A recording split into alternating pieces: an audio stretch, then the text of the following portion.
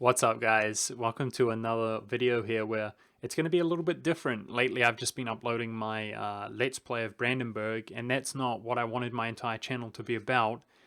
It's just that yeah, I still consider myself new to this, and I really wanted to know what uploading a full long series really entails. And I spoke about it before I really recorded the video that I did want at least one proper Let's Play to be on my channel. So with that being said, I've been playing Mandate of Heaven, guys, the new patch, and playing as Hungary, of course.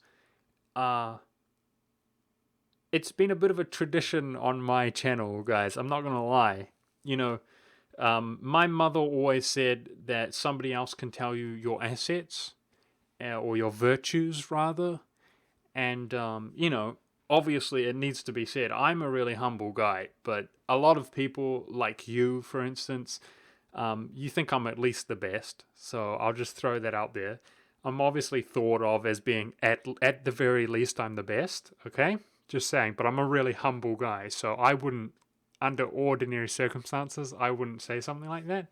With that being said, it's a bit of a tradition, believe it or not, on my channel to where I just kind of boot things up and I learn from Twitch chat how to actually play the game, okay? And then a few months later, I act like I'm really good at the game and I teach everybody everything that the community has actually taught me, okay? But I haven't been streaming lately. I'm dabbling in YouTube, and it's proven to be a little bit problematic because I actually have to kind of learn things myself. So that's what this video is about, guys. First of all, it's about how in my first game, playing as Hungary, of course, because why not? They're at least the best nation, obviously. I'm not biased or anything like that. It's not because I consider myself to be Hungarian that they're obviously at least the best nation. I'm a Magyar supremacist, by the way. Uh, that's a joke. Calm down. It's not a coincidence, guys, because some would say I'm at least the best player that's ever existed, that it's 1543. I'm kind of the emperor. Do you know what I mean? Kind of just casually the emperor. That's a pretty good looking empire there, if I do say so myself. And I'm about to pass the disallow internal warfares in the HRE, putting me out of the negative for now in terms of Protestantism, which has ravaged the empire.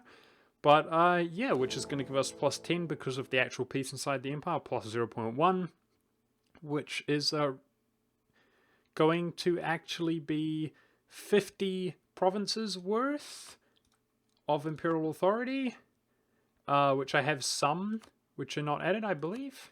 One, maybe.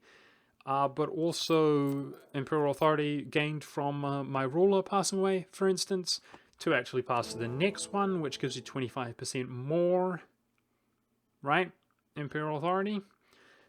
And then another 50 away from actually passing the vassalizing the entire empire.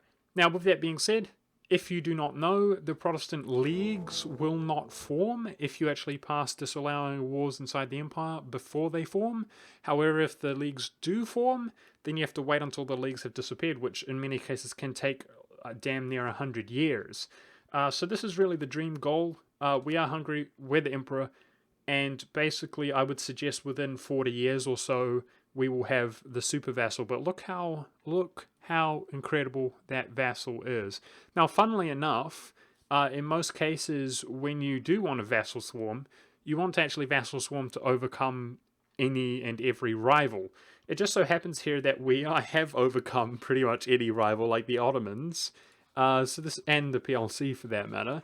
And being Hungary as opposed to Austria, I have the luxury of being allied to France and Russia.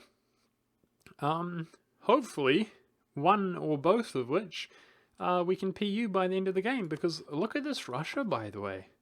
Look at him. What a savage. Anyway, guys, I thought I would just show you this game because it's flipping hilarious.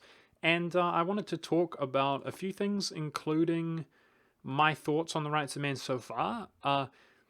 Back to what I was saying, I was just joking around about everything, but seriously, if you guys would like to leave in the comments below sort of salient points of interest about rights of man, especially involving the new Chinese empire, how the mechanics work, anything like that, I'll be reading, just letting you know. to kind of catch me up on what's going on. I do have some questions, like I really am enjoying this mechanic so far of the age, but I want to ask you guys, how is it? You can see here that I fulfill the requirements I would have thought to be in a golden era, but it actually says, it talks about my previous golden era. So what is the mechanic that is involved here? Can you only have one? I assume you can have more than one golden era before per game. I assume that's the case. So that's a question there, because instead of being able to enter another golden age or whatever, it just says that. But yeah, I am really enjoying that mechanic. It's quite cool, I would suggest. Also, I have played as Ming briefly, and I sort of know somewhat about it, but I don't understand it in its entirety. Like, for instance, can the empire, the Chinese empire, can all the different tributaries actually be united at some point? Or no, is that not the case? I wonder. Anyway, I just want to throw it out there that it's been my kind of secret ambition ever since I've been a noob at this game to conquer the world on Hungary. And it's ironic because that was supposed to be a kind of, magnum opus, maybe doing it on very hard difficulty or something like that. Streaming one day, I would like to do that. And it's funny because I just have, as far as I'm concerned, this is not only the best Hungarian game that I've ever played, but it's honestly, it's probably the best game I've ever played. I haven't had any extraordinary luck yet, like being PNUing anybody. But think about it like this, guys. Not only, as playing as Hungary, not only is it that I am doing the same thing. You notice that I kept Italy inside the empire. The method I did is I expanded into Italy, and then I was elected emperor before the Shadow Kingdom event, by the way. With that being said, not only am I in a good spot in terms of if I was playing Austria, but I actually inherit Austria, right? All of Austria, which I would not inherit freely if I was playing as Austria. Does that make sense? So this is an incredible game, as far as I'm concerned. I can expand easily out eastward, add cheap provinces. My diplomacy is impeccable. It's just hilariously awesome. With that being said, as far as the Hungarian patch is concerned, I'm a little bit disappointed, guys, because speaking of what I just mentioned, where I did want to conquer the world on Hungary, I've had a cheeky ambition for a long time, guys, where Austria begins as the same dynasty as Hungary, essentially, when you get your event, right, in 1445 to become Habsburg, but you cannot actually declare war while you're in Regency. Now, there has been a point in the past where you were able to declare war because they did decide that Janosanyari would be a regent. It's really weird. I mean, the event says he'll become the ruler of your country. You press it, and it says he's regent. But nowadays, you can usually declare war with an active regent as opposed to a regency council, but you can't do it as Hungary. So I was really hoping that the dynamic would change somehow so you could declare war or something kind of unique with the Hungarian patch or something.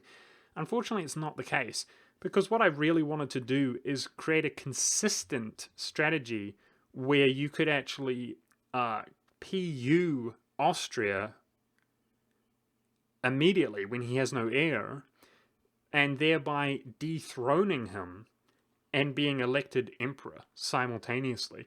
That's what I wanted to do. Instead, the approach that I took this game is I took these cheaper provinces which are isolated in my country, and I just returned them to Transylvania.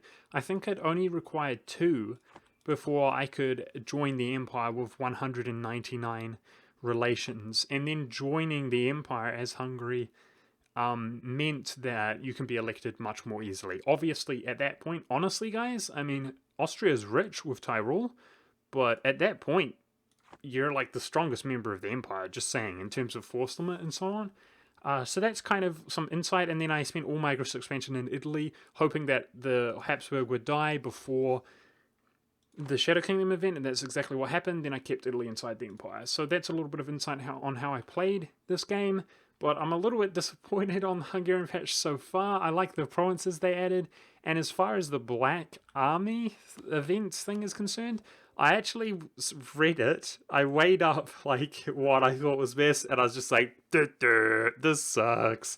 And I just didn't take it, the modifier that you get for the entire game. I do kind of regret doing that because I think there are probably other events associated with the Black Army throughout the game. But as it stands, just the modifier itself, I don't like it as Hungary because being ridiculously rich is not one of Hungary's advantages. Anyways, I just thought I would shoot this video because I haven't done anything different in a while. I hope you guys respected the Hungarian game. So cool. I wish that I did record it from the beginning, or stream it for that matter. And also let me know how this looks, like my facial area, because previously the software that I've been using is really hard to actually get a good like non-blurriness with the green screen and so on, so I hope it looks alright. And thanks very much for watching, guys. I'm so thrilled with the followers on YouTube and everything. We're like well above 6,000, I believe, which is incredible.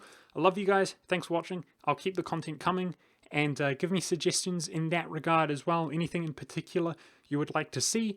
I'm going to try and keep the kind of opening move series running. I want to get that up and running in the new current patch.